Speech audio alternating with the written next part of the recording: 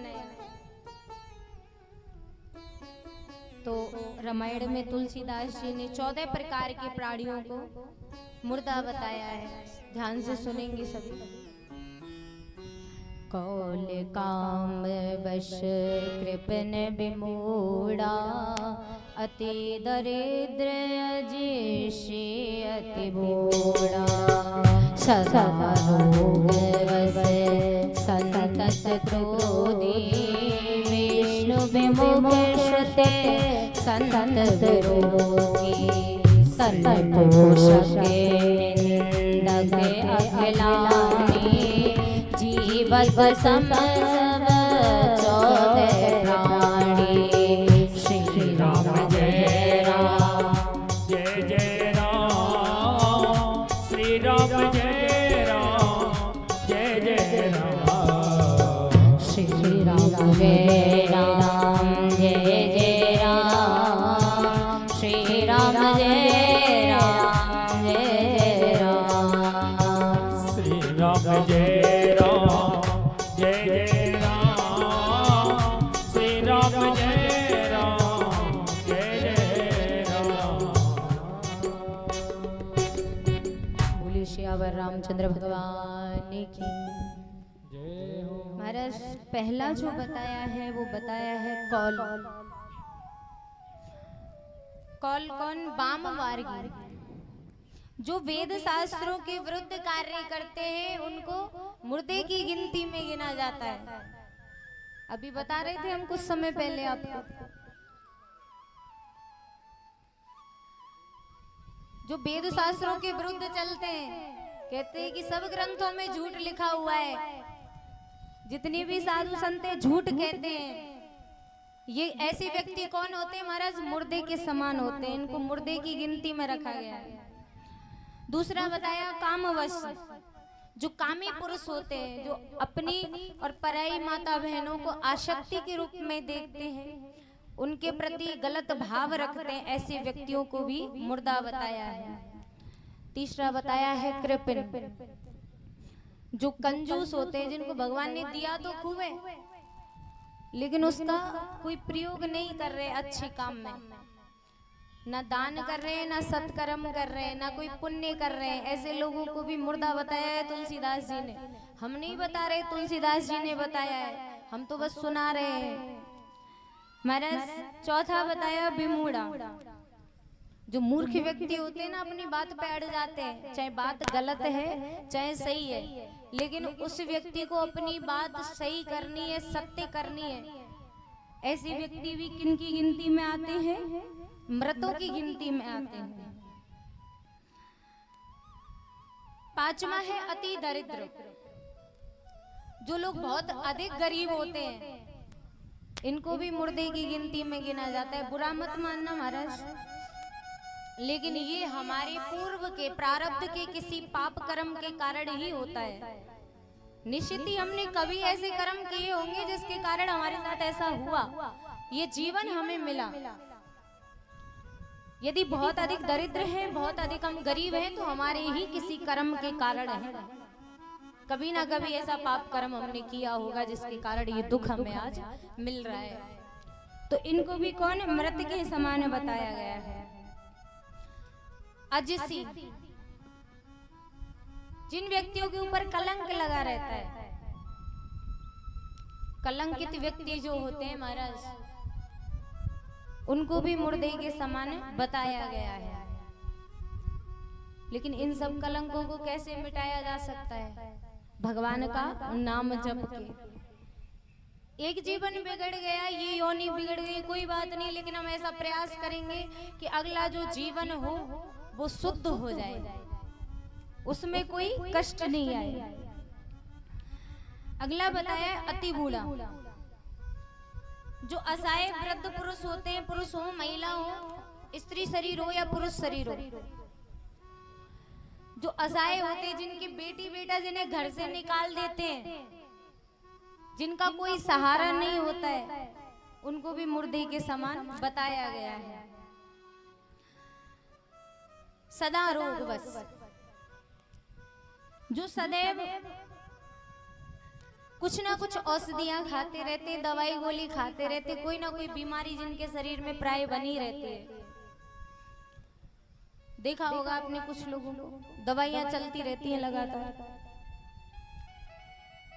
ये कोई पाप कर्म के कारण ऐसा होता है महाराज। इनको भी मुर्दे के समान बताया है तुलसीदास जी ने।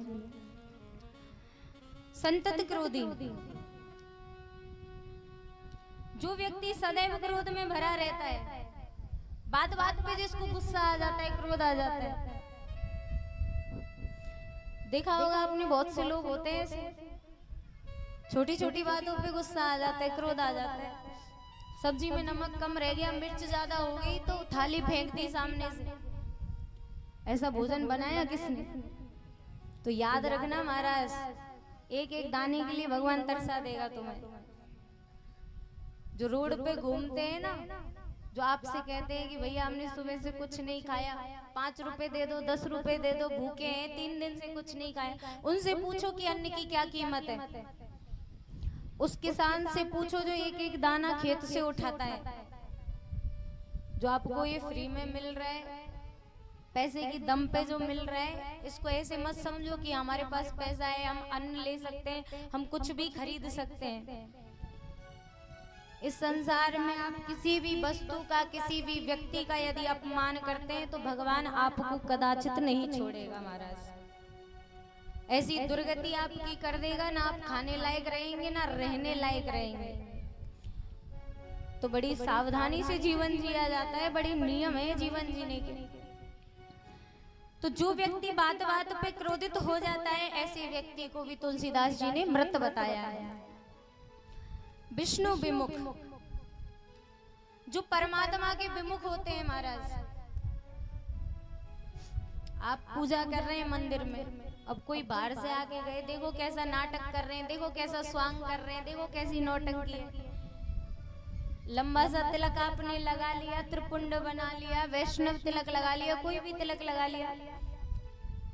अब तिलक को देख के करे बड़े भगत है रे, इतने बड़े बड़े तिलक लगा रहे, हमें सब पता हो तुम कैसे हैं।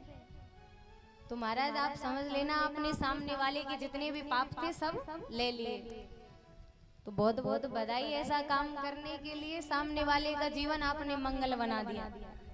तो निंदा करने से पहले सावधान। जितने भी पाप हैं सामने वाले के, सब अपने माथे आ जाएंगे। तो सोच समझ के निंदा करो। आपको कोई अधिकार नहीं है किसी की निंदा करने का। सामने वाले के जीवन में अगर कोई घटना घटित हो भी गई, अगर उससे कुछ कर्म बन गया, मान के चलिए, हो सकता है कि कोई प्रारब्ध के पाप के कारण उसके जीवन में ऐसा हो गया है, कोई कलंक लग गया है, तो आपका कोई अधिकार नहीं है उसको बार बार प्रताड़ित करना, संबोधित करना। उसने तो किया नहीं किया, लेकिन आपके माथे जरूर आ गया वो पाप।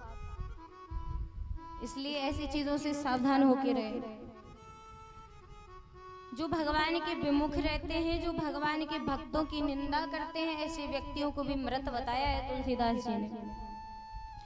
श्रुत संत विरोधी, जो संतों के महात्माओं के विरोधी रहते हैं, अरे ये तो ढोंगी है, यहाँ से पैसे मांग के ले जाते हैं, अन्न मांग के ले जाते हैं, बाहर जाके ना जाने क्या करते हैं। आपके द्वार कोई साधु आया है, सावधानी से सुनिएगा। पैसे नहीं देना चाहते मत दीजिए, खाना खिला दीजिए, वस्त्र दे दीजिए, जैसी आपकी क्षमता है उस समय पे जो आप उपलब्ध करा सकते हैं वो करा दीजिए, लेकिन संत की निंदा मत कीजिए महाराज। आपको अपनी दृष्टि शुद्ध रखनी है। आपकी दृष्टि में वो संत हैं, अब वो क्या करते हैं क्या नहीं करते ये आपका विषय नहीं है। भगवान देखेंगे उनको, भगवान जाने, भगवान का काम जाने। आपके द्वार संत आया है तो उसका मान सम्मान करो, उस संत के अंदर भगवान का दर्शन करो। बोलिए भक्त वत्सल भगवान की जय हो। तन पोषक, जो व्यक्ति केवल अपने शरीर के लिए कमाता है, स्वयं के लिए कमाता है, 1 रुपया भी उसमें से खर्च नहीं करता, ऐसे व्यक्ति को भी तुलसीदास जी ने मृत बताया है। निंदक, बिना कारण के ही किसी की निंदा करना। अभी हम बता रहे थे आपको, कोई भी व्यक्ति है, अरे आप तो किसी से कह रहे हैं कि बड़ा भक्त है, देखो भक्त बन रहा है, तो आपने सामने वाले को तो परम पद दे दिया। मन में आपके खोट है, आप मन में तो उसको गाली दे रहे हैं, लेकिन ऊपर से व्यंग्यात्मक कह रहे हैं कि बड़ा भक्त बन रहा है, लेकिन मन में कुछ और ही चल रहा है। वो तो भक्त बन गया क्योंकि आपने उसके लिए कामना कर दी। आपने जितना भी दोष था, जितना भी पाप था, सब ले लिया। अगिलानी, जो पापों का भंडार होते हैं, जो कभी भी भूलकर भी कोई गलती से पुण्य नहीं करते, कहते हैं ना गलती से भी कोई पुण्य हो जाए तो भगवान उस पर भी रीझ जाते हैं, उसको क्षमा कर देते हैं कि चलो कोई बात नहीं, अनजाने में से ही पुण्य तो किया। लेकिन जो व्यक्ति गलती से भी पुण्य नहीं करे, ऐसे व्यक्ति को भी तुलसीदास जी ने मृत बताया है। तो ये 14 प्राणी हैं महाराज। अब आप देख लेना, कहीं आप तो इस श्रेणी में, इस गिनती में नहीं है। पूछेंगे तो हम नहीं आपसे, लेकिन आप मन में ही ये संकल्प कर लेना कि इन 14 में से यदि हम में एक भी अवगुण है तो हम आज ही संकल्प लेते हैं कि आज ही यही त्याग के जाएंगे। बोलिए श्रीमद् भागवत महापुराण की जय हो। जय जय श्री राधे।